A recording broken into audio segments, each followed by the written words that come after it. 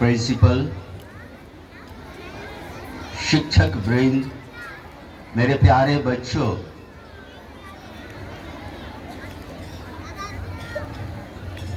आधी रात का समय था।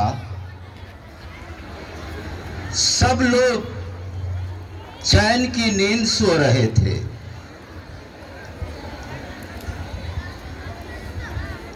अचानक एक आवाज आती है और वो आवाज है माता मरियम और यूसुफ की आवाज। वे लोग कुछ फरियाद करना चाहते हैं, कोई सुनने वाला नहीं है, सब कोई अपने में मस्त है। इसी बीच मरियम की दशा बहुत भयंकर हो चुकी है। वो गर्भ की अवस्था में है, उसका समय पूरा हो गया है और वो बच्चे को जन्म देना चाहती है।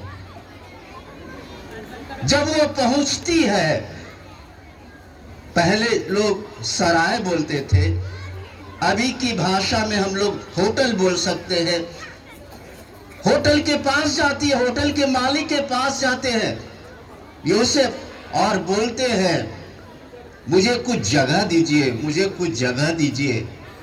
और होटल के मालिक बहुत बड़ा व्यक्ति है, वो कहता नहीं मेरे पास कुछ जगह नहीं है, जगह नहीं है, आप जाइए जाइए, आगे बढ़िए आगे बढ़िए। बेचारे जोसेफ और मरियम की हालत बहुत गंभीर हो गई थी। फिर वो आगे बढ़ते हैं। उस रात में, ठंडी रात में वो लोग आगे बढ़ते हैं। मैं यहीं पर खत्म करना चाहता हूं, बोलना चाहता हूं कि अक्सर ऐसे लोग हैं हमारे बीच में, इस संसार में, जो उस होटल के मालिक के समान है। वे अपने में ही रहते हैं, अपने में ही लगे रहते हैं, अपने उत्थान के बारे में, हमारा परिवार कैसे आगे बढ़े, हमारा कैसे नाम हो, हम कैसे आगे बढ़े, बस वही उनके लिए एक दुनिया बन जाता है। सब कुछ भूल जाते हैं। किस प्रकार का वो वातावरण हो जाता है जब व्यक्ति अपने में हो जाता है। हम लोग इस धरा पर आए, किस लिए आए? अपने लिए नहीं आए। हम लोग अपने लिए नहीं जीते हैं, हम लोग दूसरे के लिए जीते हैं। कैसे जीते हैं दूसरे के लिए? क्या हम दूसरों की सहायता करते हैं? क्या हम दूसरों को पहचानते हैं? क्या हम दूसरों को समझते हैं? समझदारी होना चाहिए। हम कहते हैं कि मैं ही हूं, बस मैं सही हूं। वो लोग जो है ना, सब गलत है, मैं सही हूं। इस प्रकार की भावना वो सराय के मालिक के समान है, होटल के मालिक के समान है। मैं ही हूं बस, और कोई दूसरा नहीं है। इस अवस्था में बालक यीशु का जन्म होता है। और सोच सकते हैं, मुझे उस जगह जाने का मौका मिला। मैं गया, नाजरेत भी गया, यरूशलेम गया, जहां प्रभु यीशु क्रिस्त का जन्म हुआ था। बड़े सौभाग्य की बात है। और मेरी खुशी का ठिकाना नहीं रहा जब मैं पैर अपना रखा मिस्र में, जब गया इज़राइल में, तो उस समय मुझे बहुत खुशी हुई। अरे इतने सालों के बाद मैं यहाँ पर आया हूँ, मेरे लिए बड़ी खुशी की बात है। माता मरियम ने बालक यीशु को जन्म दिया। प्रभु यीशु आए इस दुनिया में किस लिए? आप लोगों ने देखा, शांति, प्रेम, भाईचारा को देने के लिए। क्या हम सचमुच में शांति को देते हैं, भाईचारा देते हैं हमारे? उसके लिए क्या करना? आपने देखा इस नाटक में अंत में दिखाया गया, परिवर्तन के लिए परिवर्तन लाना अपने दिल में। प्यारे बच्चों, आप लोग इस स्कूल में हैं केवल पढ़ाई के लिए नहीं है। पढ़ना रहता तो कहीं पढ़ लेते। मेन चीज है शिष्टाचार है, आज्ञा पालन है। आप अपना कैरियर कैसे बनाते हैं वो है।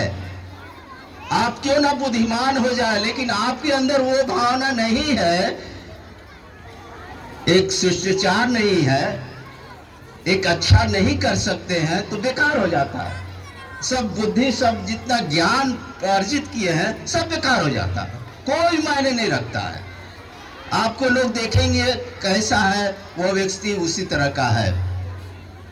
मुझे बड़ी अफसोस के साथ कहना पड़ रहा है कि लगभग 1 महीना से यह सिलसिला शुरू हुआ है और हो भी रहा है। पहली बात की नल तोड़ने की बात, बाथरूम में जितने नल है सब तोड़ देते हैं लोग, हर एक दिन तोड़ा जाता है।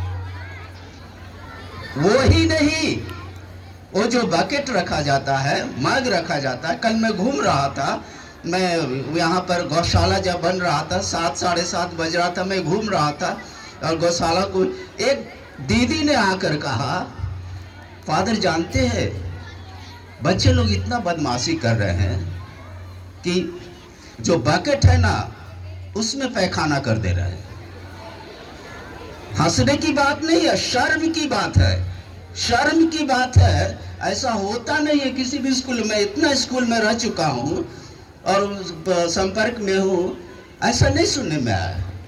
तो ये बात हो रहा है, घिनौने घिनौने कार्य कर रहे हैं। एक जन ने हमसे बोला कि ये नहीं, बुलेटिन बोर्ड को लोग ऊपर में काट दिया, लोग ब्लेड से काट दिया है लोग, इस तरह की बात होती है।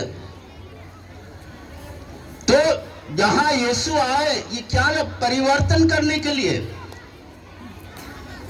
प्रेम देने के लिए, शांति देने के लिए। क्या यह परिवर्तन हो रहा है, ये सोचने की बात है।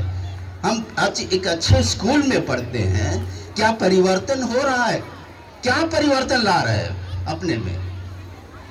जब तक ये परिवर्तन नहीं होगा तो कुछ नहीं होगा, बेकार होगा, सब बेकार हो जाएगा। आपका शिक्षा ग्रहण करना, सब करना बेकार हो जाएगा। प्रभु यीशु ने यह दिया है, प्रेम, शांति और बदलाव। बदलाव हम लोगों ने नाटक में देखा, किस प्रकार बदलाव होना चाहिए हमारे जीवन में, वो हमारे सामने बहुत अच्छी तरह से रखा है। कुछ लोग सोचते हैं जो कर रहे हैं, वो लोग सोचते हैं कि कोई पकड़ने वाला नहीं है, लेकिन देर है अंधेर नहीं है। पकड़ाने से सीधे स्कूल से आउट, सीधे स्कूल से आउट। तो संभल जाइए, जो कर रहे हैं ये मत सोचिए कि कुछ नहीं होगा, वो गलत है, गलतफहमी में आप लोग हैं। और कितना दूर आप चालाकी बरतिएगा। हम लोग बुड़वक आदमी है ना, हम लोग बुड़वक बैठे हुए हैं, कुछ नहीं जानते हैं। तुम ही लोग चालाक हो, लेकिन पकड़ाने से तो समझ जाओ, अच्छी बात नहीं है। बहुत अफसोस के साथ कहना पड़ा, बहुत शर्म होने चाहिए तुम लोग को, कैसे ऐसे घिनौने कार्य करते हो तुम लोग, अच्छा नहीं लगता है। आज जब हम लोग क्रिसमस मनाते हैं, इस पर विचार कर देखे, क्या हमारे अंदर वो बदलाव है। हम सोचते हैं हम बदलाव लाएंगे, बदलाव जरूर लाएंगे। अगर हम चाहेंगे अपने जीवन में तब बदलाव जरूर ला सकते हैं, लेकिन आत्मविश्वास होना चाहिए, दृढ़ संकल्प होना चाहिए, कॉन्फिडेंस होना चाहिए। I will do it, I will make it, I can do it. अगर इस तरह की भावना है तो जरूर आप लोग परिवर्तन होगा। तो आज मेरे तरफ से है कि आप लोग अपने में थोड़ा ध्यान रखिए, सुधारने की कोशिश कीजिए, नहीं तो सुधारा जाएगा।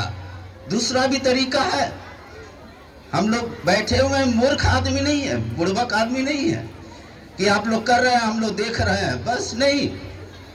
दिया जा रहा है, समय दिया जा रहा है, और जब पकड़ाएंगे तो सब निकल जाएगा। तो इसीलिए परिवर्तन लाने की कोशिश करें।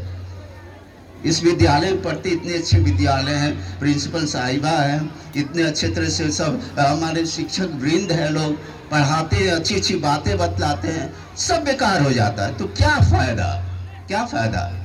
तो आज क्रिसमस का मेरा यही संदेश है, अपने अंदर बदलाव लाइए, अपने अंदर बदलाव लाइए, तब जा करके आप लोग एक अच्छा आदमी बन सकते हैं, एक सभ्य आदमी बन सकते हैं देश के लिए। तो सबको धन्यवाद।